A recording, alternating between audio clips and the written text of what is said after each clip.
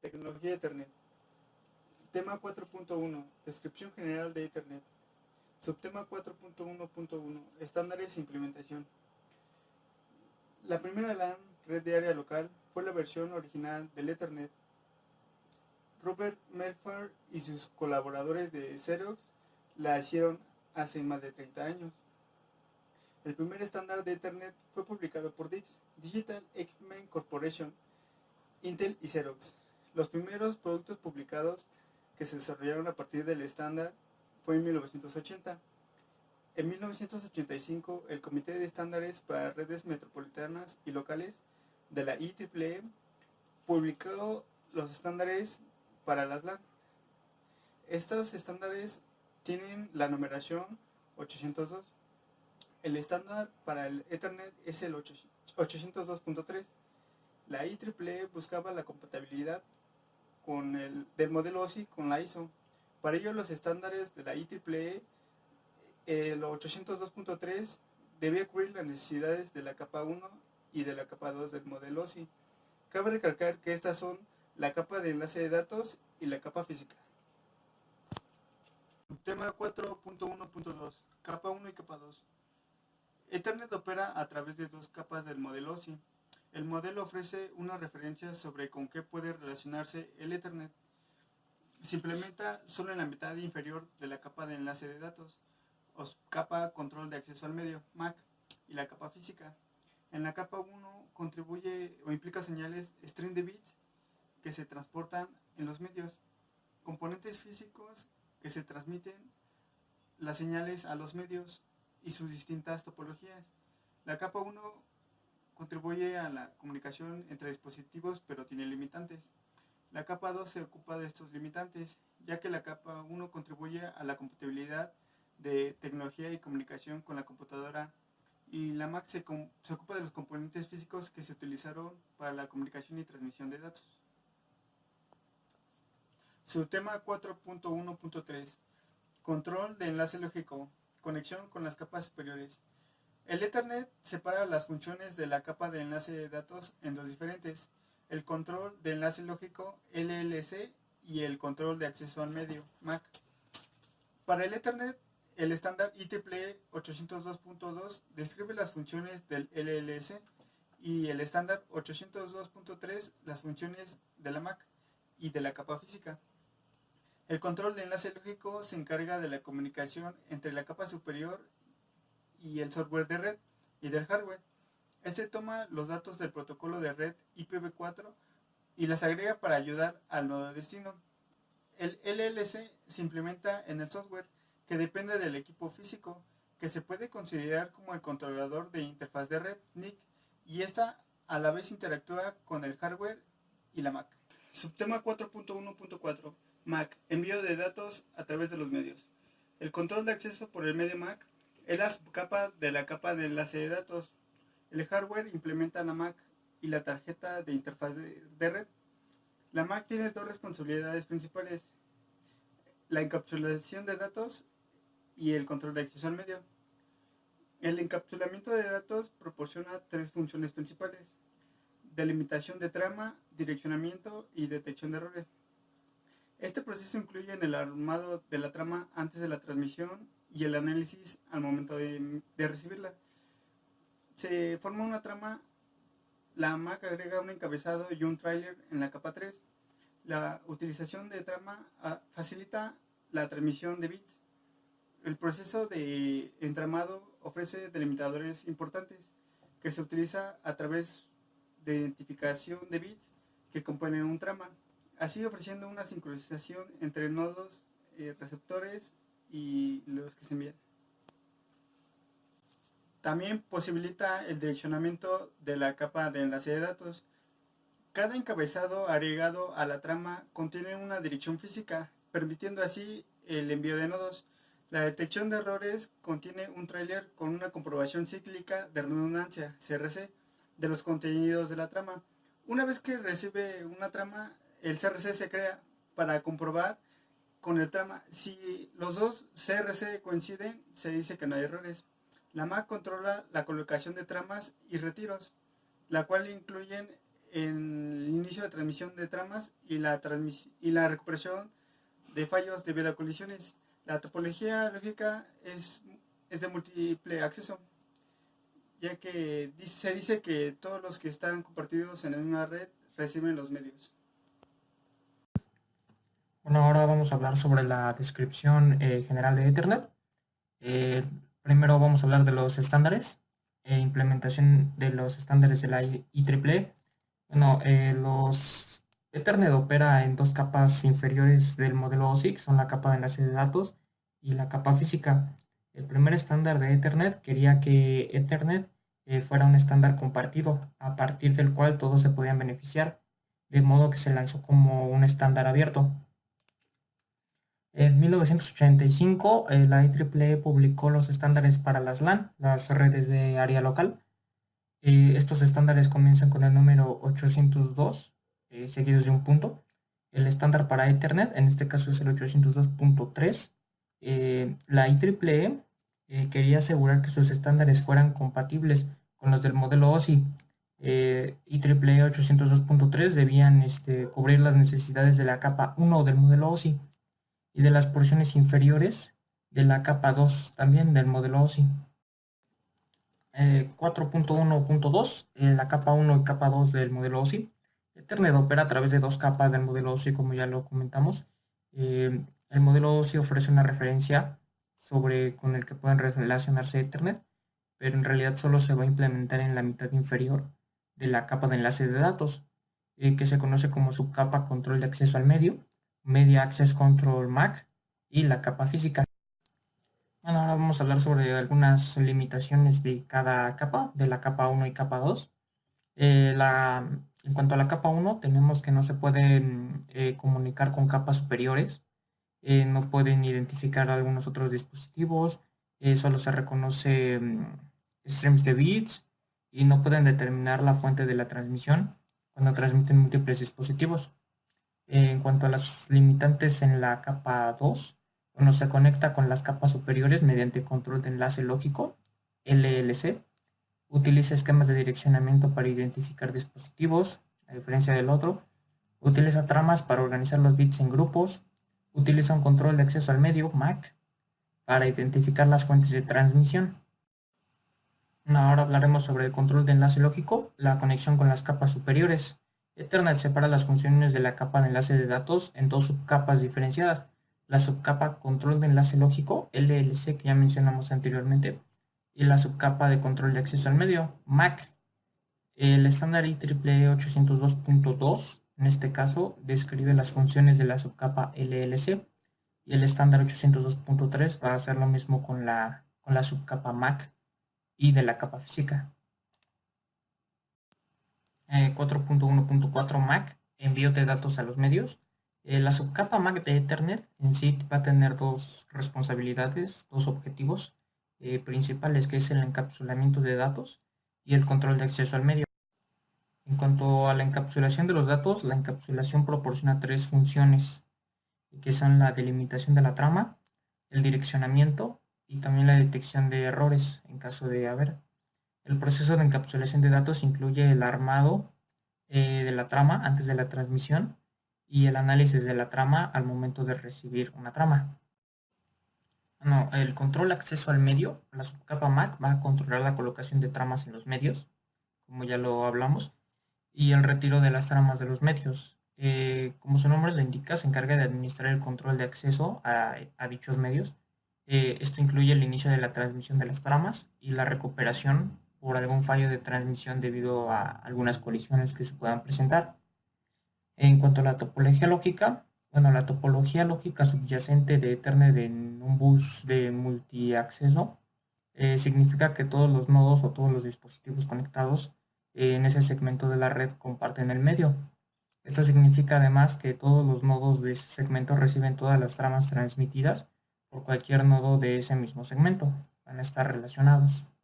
Implementaciones físicas de Ethernet. El éxito de Ethernet se debe a los siguientes factores: simplicidad y facilidad de mantenimiento, capacidad para incorporar nuevas tecnologías, confiabilidad y bajo costo de instalación y también de actualización. Ethernet, comunicación a través de LAN la comunicación a través de la red de área local. Hay dos tipos de redes LAN, que son la Ethernet y la IEEE 802.3. En sí son muy similares entre sí. Y la Token Ring es la IEEE 802.5. Historia de Ethernet. Bueno, en sí se diseñó para aceptar múltiples computadoras que se interconectaban en una topología de bus compartida para compartir archivos entre sí. La primera versión de Ethernet incorporaba un método de acceso al medio conocido como acceso múltiple por detección de portadora y detección de colisiones, SSMA-CD. Este administraba los problemas que se originaban cuando múltiples dispositivos intentaban comunicarse en un medio físico compartido. Primeros medios Ethernet, las primeras versiones de Ethernet utilizaban cable coaxial. Hoy en día lo conocemos todos, el cable coaxial, para conectar computadoras en una topología de bus. Cada computadora se conectaba directamente al backbone. Estas primeras versiones de Ethernet se conocían como TICnet 10 bases y TINET 10 base 2. Bueno, TICnet 10 base 5 y TINET 10 base 2. La 10 base 5 o TICnet utilizaba un cable coaxial grueso. Este permitía lograr distancias de cableado hasta de 500 metros antes de que la señal requiriera un repetidor. La base 2 por su parte utilizaba un cable coaxial también fino que tenía un diámetro menor, pero era más flexible que la anterior y permitía alcanzar hasta 185 metros. Administración de condiciones de Ethernet. Ethernet antigua. Ethernet, bueno, en red 10 base, el punto central del segmento de red era generalmente un hub. Esto creaba un medio compartido. Debido a que el medio era compartido, solo una estación a la vez podría realizar una transmisión de manera exitosa. No se podía hacer de manera múltiple. Este tipo de conexión se describe como comunicación half duplex. Bueno, en la Ethernet actual, que todos conocemos, un desarrollo importante que mejoró el rendimiento de las LAN fue la introducción de los switch para reemplazar los hubs en redes basadas de Ethernet. Este desarrollo estaba relacionado con el desarrollo de Ethernet 100 base TX. Los switch ahora pueden controlar el flujo de datos mediante el aislamiento de cada uno de los puertos y el envío de una trama solo al destino que corresponda, en caso de que se le conozca, en vez del envío de todas las tramas a todos los dispositivos como antes. Ahora ya es más específico, se envía únicamente al que sea. 4.2 trama de Ethernet, la encapsulación del paquete. La estructura de la trama de Ethernet agrega encabezados y trailers a la PDU de la capa 3 del modelo OSI para encapsular el mensaje que va a ser enviado. La información que, tanto el encabezado como el trailer de Ethernet tienen varias secciones de información que el protocolo de Ethernet va a utilizar. Cada sección de la trama se denomina como un campo. Hay dos estilos de tramas de Ethernet. El IEEE 802.3, que ya lo mencionamos anteriormente, es el original, por así decirlo. Y el IEEE 802.3 revisado, Ethernet. Bueno, en sí las diferencias entre estos dos estilos de trama son realmente mínimas. Las más significativas entre el original y el revisado sí es el agregado de un delimitador de inicio de trama, se conoce como SFD, y un pequeño cambio en el campo llamado tipo, que incluye la longitud. Bueno, con el tema de la tecnología del Internet, que es el tema 4, a mí me tocó explicar el punto 4.2.2, que es la dirección MAC de Internet. Esta nos menciona que cómo se implementa en parte de la topología del bus, pero antes también debemos un poco sobre qué significa con la dirección MAC, que es el control de acceso a medios, que nos ayuda a identificar la pieza de hardware del red asignado por el fabricante. La MAC se creó para lidiar con los problemas que son los dispositivos conectados en el mismo medio compartido de red, ya que no se podía identificar cada uno de los dispositivos.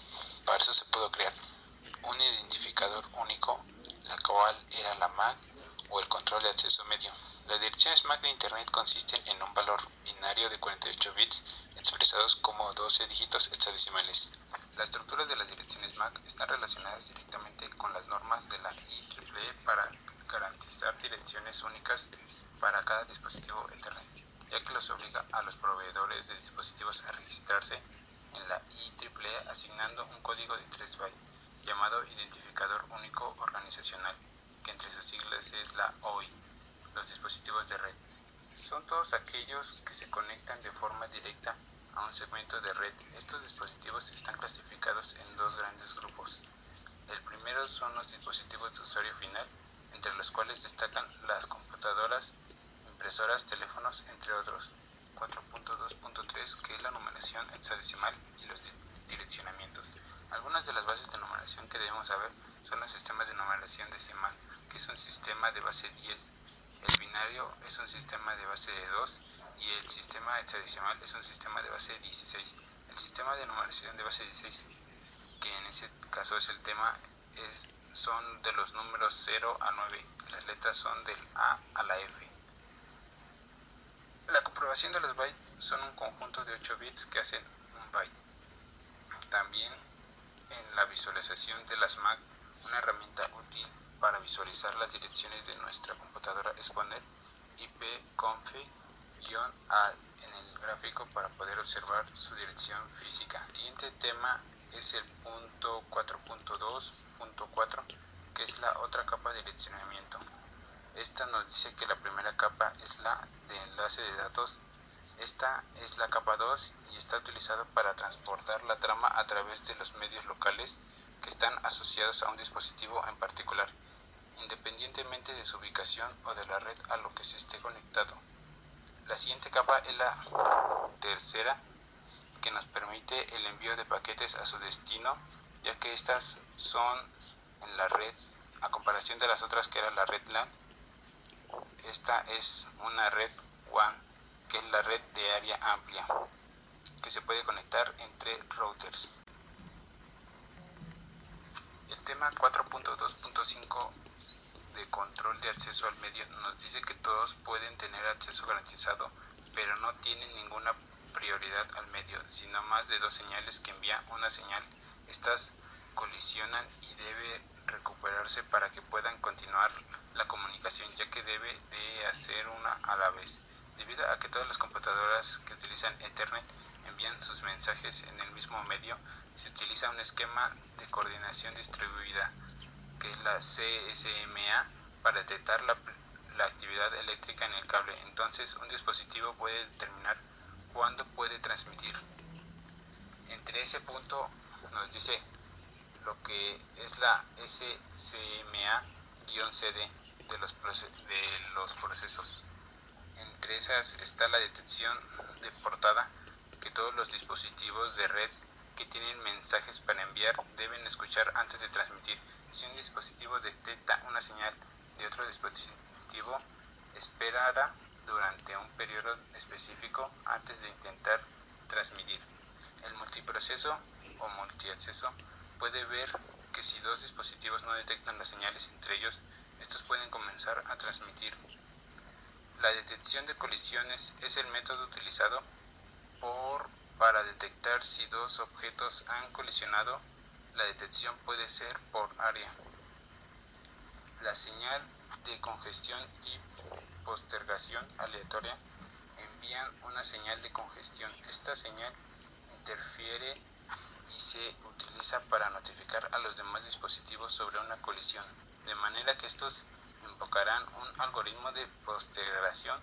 Este algoritmo de postergación hace que todos los dispositivos dejen de transmitir durante un periodo aleatorio, lo que permite que las señales de colisión disminuyan. Los hubs y los dominios de colisiones se conocen como repetidores multipuestos. Estos retransmiten las señales de datos recibidas a todos los dispositivos conectados, excepto aquel desde el cual se puede recibir las señales. Los hubs no desempeñan funciones de red tales como dirigir los datos según las direcciones, y los dominios de colisiones son dispositivos intermediarios que extienden la distancia que pueden alcanzar los cables de Ethernet. Debido a que los hubs operan en la capa física, ocupándose únicamente de las señales en los medios, pueden producirse colisiones entre los dispositivos que conectan y dentro de los mismos hubs. Tema 4.2.5.2 Temporización de Ethernet.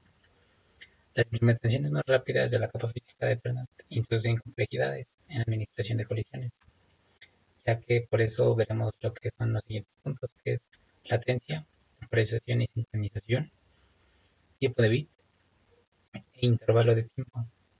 Empezaríamos con latencia. Se dice que cada dispositivo que desea transmitir debe escuchar primero al medio para verificar la presencia de tráfico. La señal eléctrica que se transmite requiere una cantidad determinada de tiempo, latencia, para propagarse. Entre paréntesis se puede decir que es viajar a través del cable.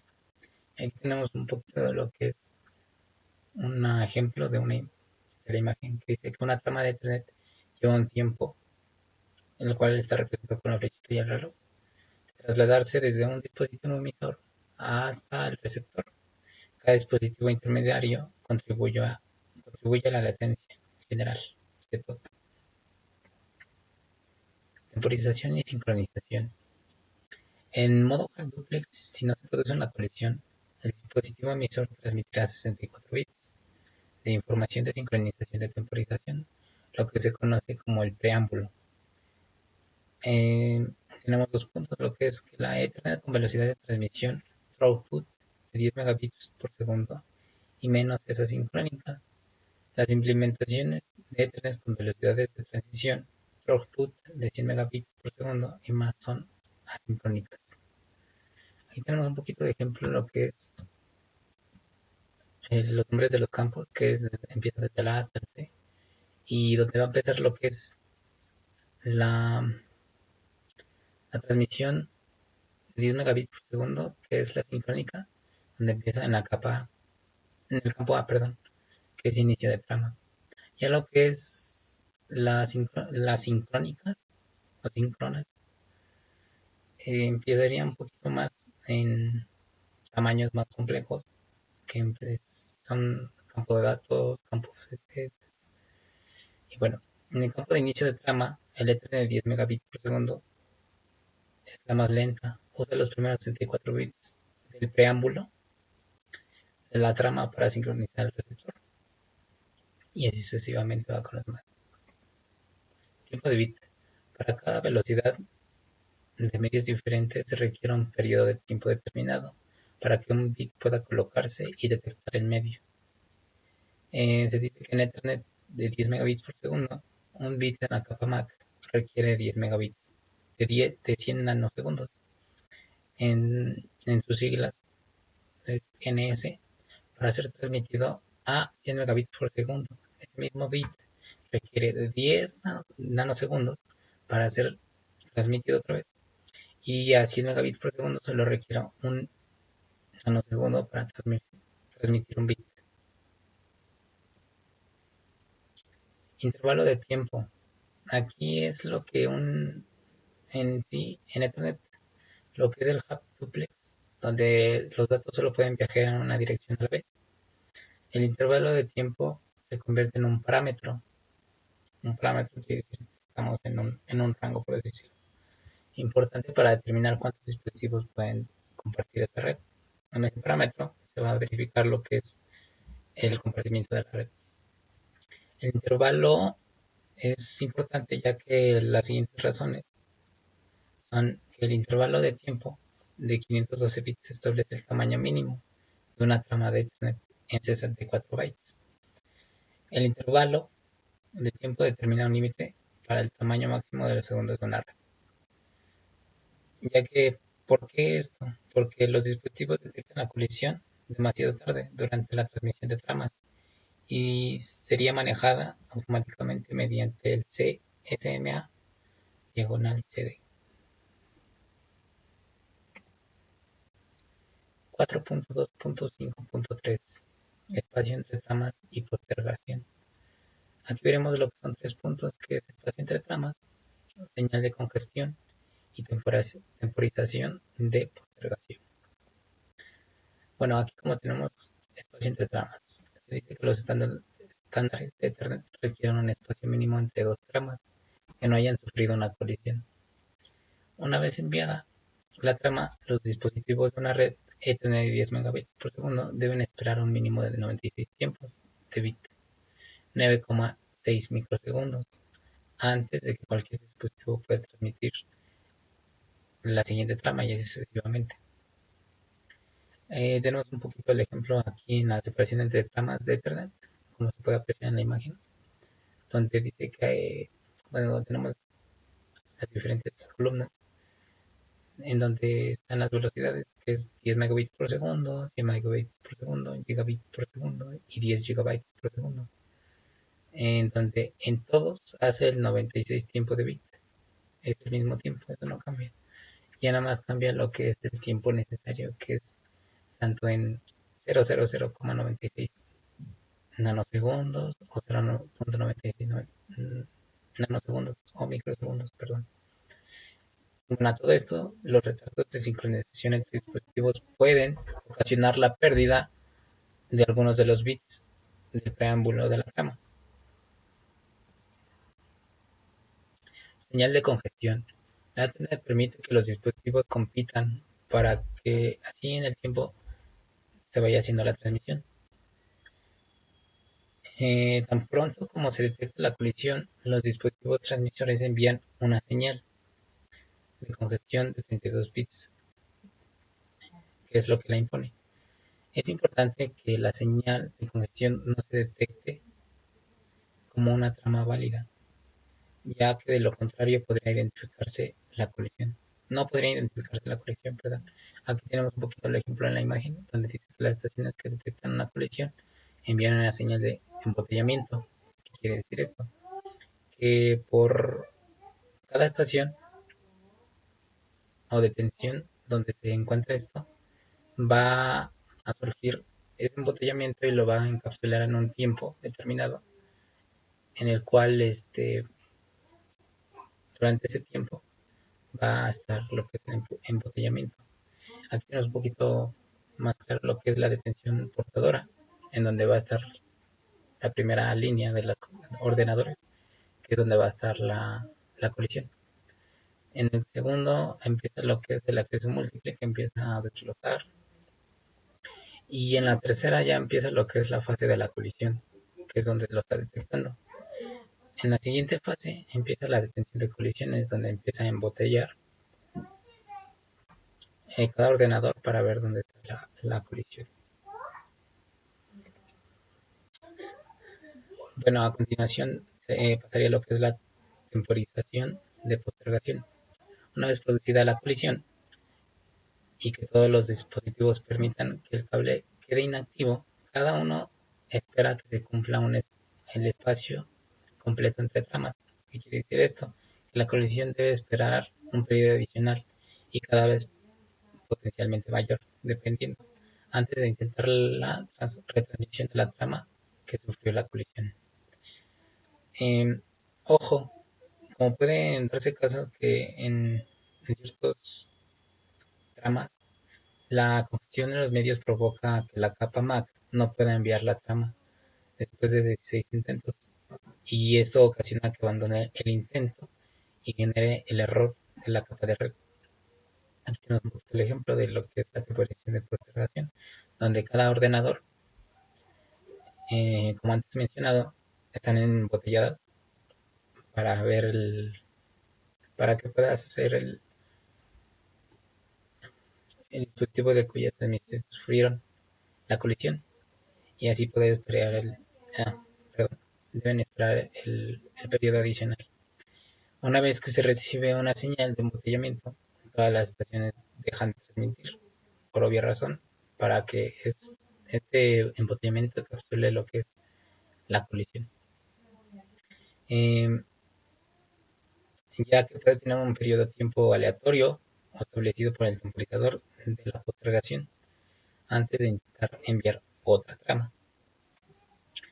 4.3 Protocolo de resolución de direcciones. Aquí vamos a poder entender qué es o cómo funciona lo que es enviar un broadcast para que sea escuchado de lo que estemos llamando, ya sea una dirección IP que estemos intentando identificar o tener su dirección.